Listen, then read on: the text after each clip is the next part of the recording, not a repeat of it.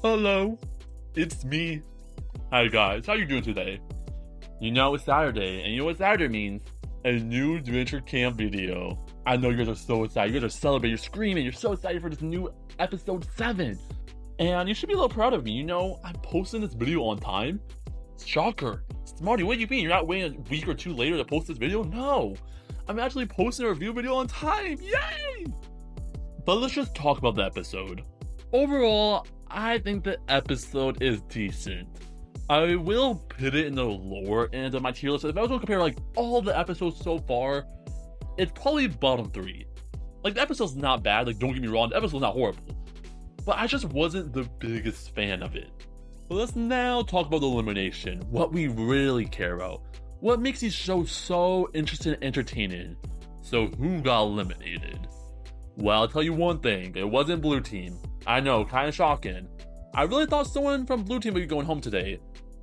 But nope, it was Red Team. Dang, Red Team's on a losing streak right now. They keep losing challenges. So, who got eliminated in Red Team? Please don't be Benji. Don't be Benji, the best character. Oh, we're saved. Benji luckily did not get eliminated this episode, so all is good. Great day for me. But sadly, Tristan did get eliminated. I know the fandom's gonna hate this elimination so much. Dang, it really does suck. I really love the fan favorite characters like Diego and Tristan and Ted who get eliminated. But I will say this, even though I really like Tristan's character, I think they're a very cool character and a character you can just vibe with. I think the elimination worked pretty well. I know, put your pitchforks down. I know some people are probably hating me for this because Tristan's the best character. How could they eliminate Tristan? But I want you to think about this. I think Tristan's actually a pretty big threat. I know that might make no sense to some people, but let's just think about it. Tristan is this character that worked well with pretty much almost anyone, even working well with probably people on the opposite team. We have seen Tristan be pretty nice to other characters like Richard, which aren't even a part of their team. So I feel like if Tristan made merge, they can make it pretty far. Tristan is very good at communicating with people and making them feel well. Tristan's just overall, again, a good vibe. And then, I would say Tristan is not a strong threat, but do you see them during this challenge? They were destroying it. They were doing really good. And Tristan is part of the Vibe Tribe. Or the Vibe Trio, whatever they call themselves. Tristan is part of this trio, so one of them kind of had to go home. If they didn't, they can just overtake the votes. And I do think Tristan is probably the most smart one to target. So Spencer, I will give you that, even though Spencer, I did not like you this episode, I will say that. You know what, let's just talk about Spencer real quick, and then we go back to talking to Tristan. So, I know some of you may say, oh, you're just hating on Spencer just because you got Tristan eliminated, which is not true. I have not liked Spencer since episode 1. If you look at all my tier lists, Spencer has always been on the bottom list. I just don't find Spencer entertaining. To me, Spencer's just this very strategic character, kind of like Jade. Him and Jade are probably some of the more strategic characters we have in this camp, which is a good thing. I'm not gonna hate on them for being strategic. But my biggest problem with Spencer this episode was mainly how much he complained about Ivy. I get it. Ivy lost the challenge for you guys. It makes sense. I'll be kind of annoyed at her too. But how much he complained about it, like, get over it. I'm sorry, Spencer, if you really wanted that McDonald's burger. But it's the next day, let's please. I think most of Spencer's lines were just him complaining about Ivy. And Spencer, let's not act like you're good at challenges either. I've seen you in the past couple episodes. You have not been the best at challenges. Look at the first episode. You got the first challenge wrong, and Jade had to come in to carry you. But like I mentioned before, I will give Spencer this. Him targeting Tristan was pretty smart. And it was so sad. I had a little bit of hope, just a little bit of hope that Spencer might have got eliminated this episode. Because it seems like everyone hates him. Hannah doesn't like him, Benji doesn't like him, Tristan doesn't like them. Like, no one really likes Spencer except for maybe Jade, and Jade's just being with him to make sure she can make it farther. So Spencer, no one really likes you. So I had a little hope that he might get eliminated, but no. Jade had to give him the immunity totem. He's like, yep, I'm safe. He was so smug too. And then Spencer, what's your plan afterwards? Because I feel like everyone would probably target you on Red Team. I don't think Jade can save you anymore. But if I'm being honest and using my big galaxy brain, I think they're probably gonna make a merge before Red Team gets eliminated again, and somehow Spencer keeps not getting eliminated until Final 3. I really do think Spencer's probably make the Final 3. They do seem like it might be making him the main antagonist or one of the villain characters, so I can maybe see that. It also does kind of suit in with Ivy's line, like every story needs a villain. So maybe they might be taking that route with Spencer, or maybe I'm just being really dumb. Hey, either or. However, if you do like Spencer, that's totally fine. I might grow on Spencer as the season goes on. And if I was to compare like Spencer to Rhea, I don't hate Spencer as much as Rhea. Like, I feel like I can like Spencer as the season goes on, but just right now, I'm just not the biggest fan of him. But enough with Spencer. Let's now talk about Tristan, the actual good character. So overall, I think Tristan is a very likable character. They're probably one of the more likable characters. And you have to give credit to Tristan's voice actor. Their voice actor does an amazing job. This is something I have to give credit to Disventure Camp in general.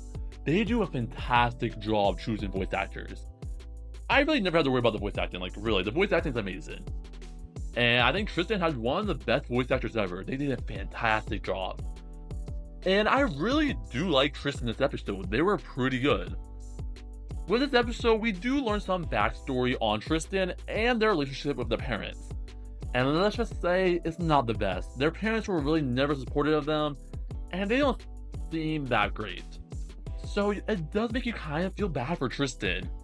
Tristan does suit the role of just smile through the pain. I know it sounds so cringy, but I feel like it does suit them. Tristan is a very go-happy, nice character, but deep down, they probably have struggled and been through a lot. But they don't let that stop them. They'll keep going and making the best out of the situation. Which is why I think Tristan is a very good character. They're a character you can just vibe with and you know you can probably have a good time with. And you know what I really like? Is their conversation with Ivy. I think their conversation with Ivy was very sweet. Yes, even though Tristan has been through a lot and probably has been through more than Ivy, they don't put down Ivy's situation and say, oh, your situation doesn't matter. Oh, why are you complaining about that? No, Tristan doesn't do that. They hear Ivy out and do support Ivy, which I really do like, and I think that conversation again is really good. Privilege, and just take a closer look at myself. I'm looking at you. Oh my gosh. Ivy, look at me, Ivy. Come on, shut the fuck up, man. Your problems matter too. It does suck seeing Tristan going this early, but again, like I mentioned before, I think Tristan getting eliminated makes sense. You can hate me for saying that, but I do think it worked pretty well. Tristan, you got the Hannah curse. Like I mentioned before, the only one immune to the Hannah curse is Benji. Just kidding, Hannah. I like you, but it's a little suspicious that everyone that talks to you does get eliminated. Amelie, Diego, and now Tristan? I'm keeping an eye on you, Hannah. Just kidding. Next is Ivy. Let's just say Ivy wasn't very popular in the fandom. Many people didn't like her little tantrum she threw last episode and her losing the challenge to her team. However, I will say this was a really good episode for Ivy's character, and this episode starts off with Ivy being really nervous to talk to her team. She thinks her team is going to hate her for losing the challenge, which honestly wasn't true for the most part, except for Spencer, Spencer being Spencer. So Ivy needed to come up with a plan, and her plan was to do really good at the next challenge, and prove that she isn't a liability. After this, everyone will forget about the little small mistake she made.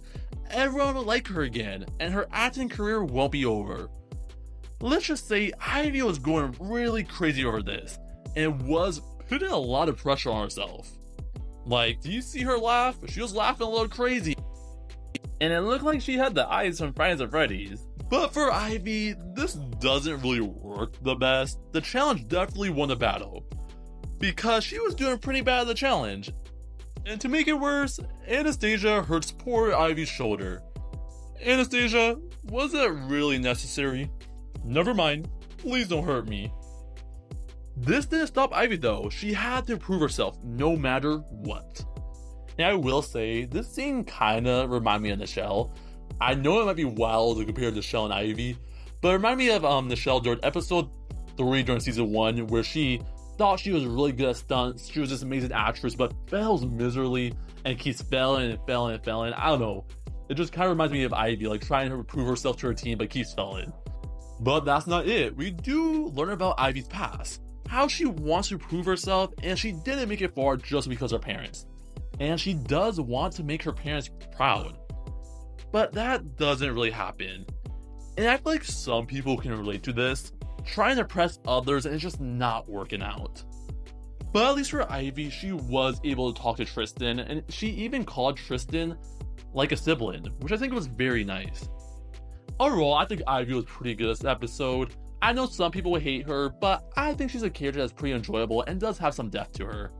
Then we have her lovely boyfriend, Zaid. I love Zaid a lot. I think Zaid is a really good character, but I do kind of hope to do more from him in the future. Right now, his main focus, I would say, is just being Ivy's boyfriend or Ivy's support character, which I think is fine, but again, I want them to do more of him. I really like Zaid, which is nice. I think Ivy and Zayd's relationship is really good. Don't get me wrong, they have a lot of chemistry and they work really well together. But let's just hope they do more of Zayd. But I ain't complaining. You know, Zayd can cook, and that's all I need. He's amazing. S tier character. The last two characters I want to talk about for Red Team are my favorite characters. Benji, yay Benji, and Hannah. I will say, I love these two characters, but they really didn't do that much this episode, which I'm not complaining. They had a lot of focus the last couple episodes. But let's just start with Hannah.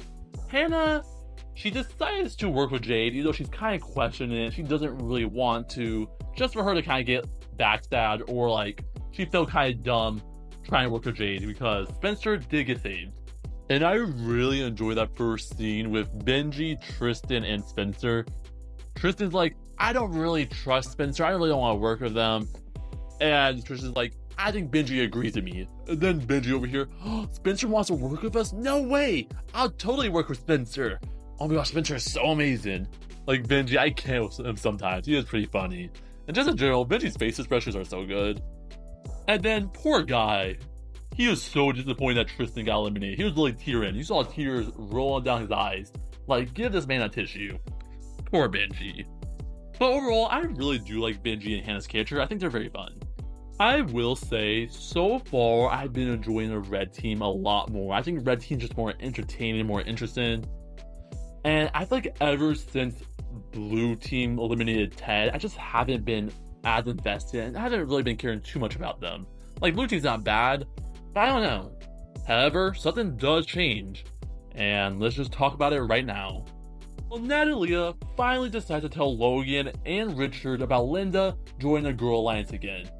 This is really risky for Natalia. This is the alliance that she has been working with since the beginning of the season.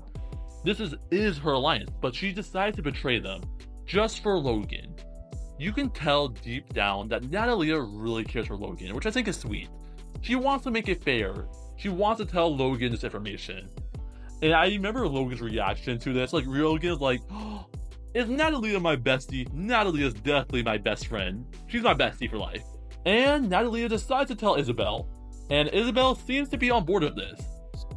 So it looks like Natalia and Isabel are going to betray the Girl Alliance. And Isabel was definitely not having it with Linda this episode. You can tell. She was so annoyed with her.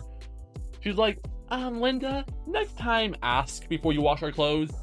But I am interested to see how these two characters betray the Girl Alliance, and I think they're decent this episode. I actually think they're pretty good. Also, no, I am sorry if I pronounced some of these characters' names wrong. I am kind of confused at moments, because I feel like how to pronounce the characters' names in interviews and how to pronounce the characters in the actual show was a little different. And people tell me different ways to pronounce it. I'm just getting really confused. I'll hopefully get better at it eventually, but I am struggling sometimes. And I know some people get really annoyed when I pronounce these characters' names wrong. I'm not trying to do it to be mean. I'm just trying my best, guys, and I'm so sorry. Of course, correct. Anyways, I'm Natalia Baez, so pwede a lock or it around Natalia since the Ted blind side. But My name is Anastasia Sizova, and I'm Anastasia.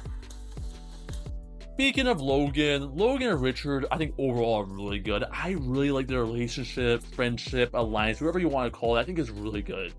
It has this coach and like student vibe, which I think works really well. Even though I really like these two characters, I will say this: they were not the smartest this episode. Them finding this box that has an advantage and just leaving it in the exact same spot and putting some seaweed over it, like the seaweed's gonna hide the box because it disappeared, was so dumb.